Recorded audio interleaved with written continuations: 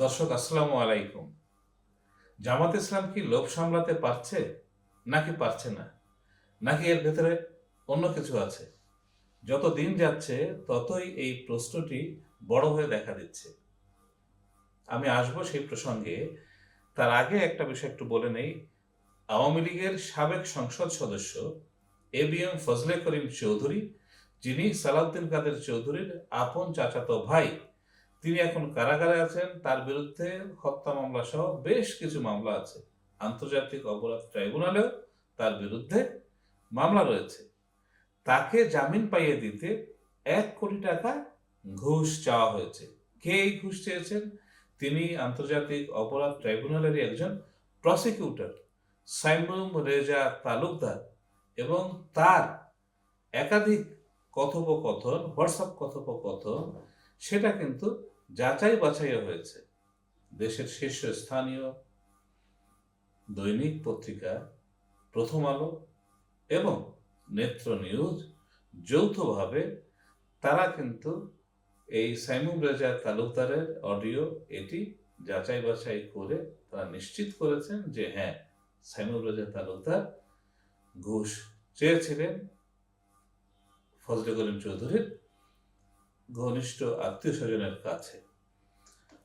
যদিও সাইমুম রেজা তালুকদার তার বিরুদ্ধে আনা অভিযোগ অস্বীকার করেছেন, তবে আন্তর্জাতিক অপরাধ ট্রাইব্যুনালের চিফ প্রসিকিউটর তারা অভ্যন্তরীণ তদন্ত করবেন এবং অতি দ্রুত এই তদন্তের ফলাফলও জানানো হবে বলে নিশ্চিত করেছেন চিফ প্রসিকিউটর আমিনুল ইসলাম। সংবাদ মাধ্যমের কাছে তিনি এটি বলেছেন। কদিন আগে জামাত ইসলামেরই আইনজীবী, যিনি একসময় আন্তর্জাতিক অপরাধ ট্রাইব্যুনালের চিফ প্রসিকিউটর ছিলেন, তাজুল ইসলাম, তার বিরুদ্ধেও কিন্তু অসদাচরণ সহ নানা অভিযোগ কিন্তু এসেছে। তবে তিনি আন্তর্জাতিক অপরাধ ট্রাইব্যুনালের আর এক প্রসিকিউটর সুলতান মাহমুদকে অপসারণ করেছিলেন এই তাজুল ইসলামেরই আনা অভিযোগের প্রেক্ষিতে। আবার এই সুলতান মাহমুদ তাজুল ইসলামের বিরুদ্ধে তিনি অভিযোগ করেছেন যে চিফ প্রসিকিউটরের চেয়ারকে টাকা বানানোর হাতিয়ার হিসাবে পরিণত করেছে এই তাজুল ইসলামেরই এক সিন্ডিকেট। একই সঙ্গে এই আন্তর্জাতিক অপরাধ ট্রাইব্যুনালেরই একজন প্রসিকিউটর গাজী তামিম, তার বিরুদ্ধেও সুলতান মাহমুদ ঘুষ সহ নানা ধরনের অভিযোগ এনেছেন।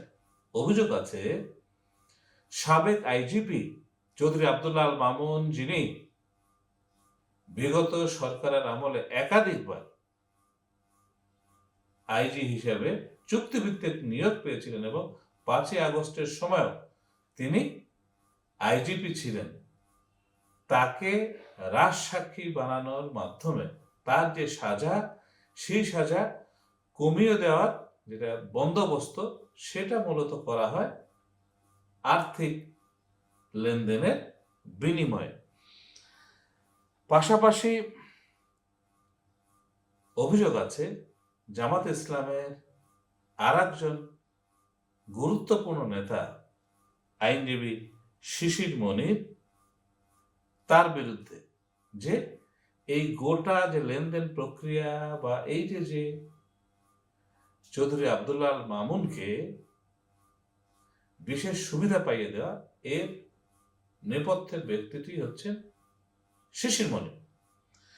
তো এই যে আন্তর্জাতিক অপরাধ ট্রাইব্যুনাল গঠন, এর বিচারপতি, তাদের নিয়োগ প্রক্রিয়া, এই সব মিলিয়ে দেশীয় এবং আন্তর্জাতিক বিভিন্ন মহলে কিন্তু নানা বিতর্ক, সমালোচনাটা আছে।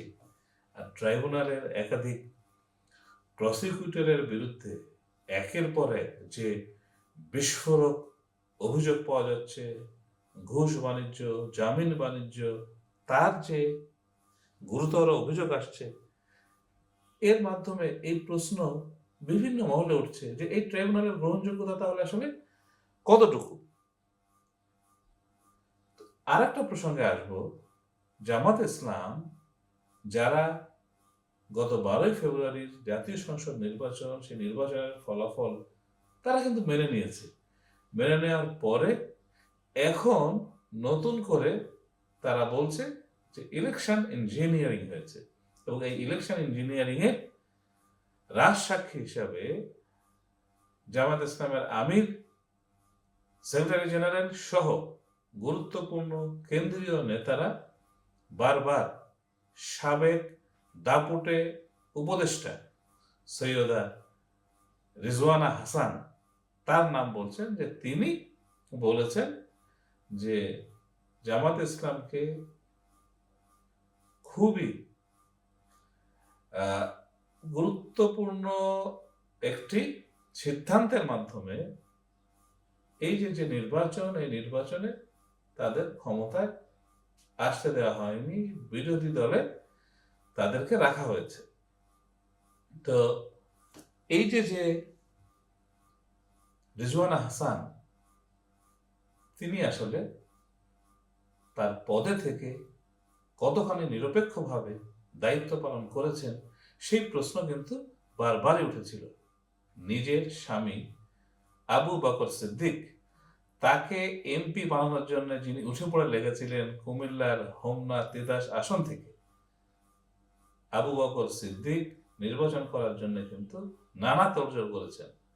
সেখানে গণসংযোগ করেছেন, পোস্টার ব্যানার সাটিয়েছেন, কিন্তু জনগণের সাড়া না পাওয়ায় শেষ পর্যন্ত নির্বাচনে অংশ নেননি। কে আবু বকর সিদ্দিক? তিনি সাবেক বিদ্যুৎ প্রতিমন্ত্রী, আওয়ামী লীগ নেতা নসরুল হামিদ বিপুর অত্যন্ত আস্থাভাজন, বিশ্বস্তজন, যিনি দীর্ঘদিন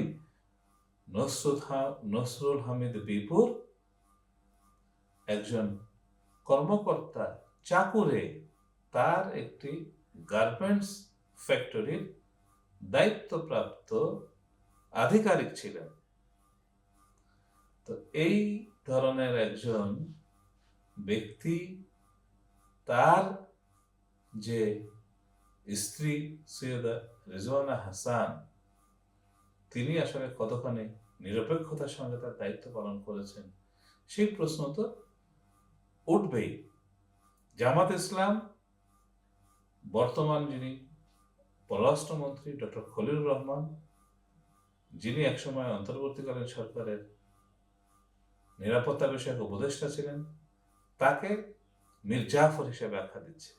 খুব ভালো কথা, জামাত ইসলাম তাকে পছন্দ করছে না। নির্বাচনে তার ভূমিকা জামাত ইসলাম মনে করে অত্যন্ত নেতিবাচক ছিল, সেই জন্যই তাকে মীর জাফর বলা হচ্ছে। তো যাকে জামাত ইসলাম মীর জাফর বলছে, তার কাছে তাহলে কিভাবে জামাত ইসলামের আমির ডক্টর শফিকুর রহমান, যিনি বিরোধী দলীয় নেতা, সেই বিরোধী দলীয় নেতার পররাষ্ট্র বিষয়ক উপদেষ্টা অধ্যাপক মাহমুদুল হাসান, তাকে বলা হচ্ছে যে পররাষ্ট্রমন্ত্রী যেন তাকে পররাষ্ট্র মন্ত্রণালয়ে একটা পদ দেন, এবং সেই পদটা হতে হবে মন্ত্রী মর্যাদার। কি আশ্চর্য, কেমন আবদার! একদিকে বলা হচ্ছে খলিলুর রহমান, মীর জাফর, আবার সেই মীর জাফরের কাছেই জামাত ইসলামের আমিরের পররাষ্ট্র বিষয়ক উপদেষ্টা পররাষ্ট্র মন্ত্রণালয় পদ চাইছেন, চাকরি চাইছেন। আসলে জামাত ইসলাম লোভ সামলাতে পারছে না। এই যে ইলেকশন ইঞ্জিনিয়ারিং হয়েছে, এই যে বক্তব্য, এই বক্তব্য জামাত ইসলাম যেহেতু দিচ্ছে, তাকে তো সেটা প্রমাণও করা দরকার এবং করতে হবে। আর এই ইলেকশন ইঞ্জিনিয়ারিং, এটা যদি শুধু বক্তব্য এবং বিবৃতিতে সীমাবদ্ধ থাকে, তাহলে তারা অন্যান্য রাজনৈতিক দল যেমন বক্তৃতা এবং বিবৃতি সর্বস্ব বলে দাবি করে, নিজেরাও এই বক্তব্য এবং বিবৃতি সর্বস্ব দল, সেটা জনগণের কাছে আগামীতে প্রমাণ হবে। দর্শক, আপনাদেরকে ধন্যবাদ।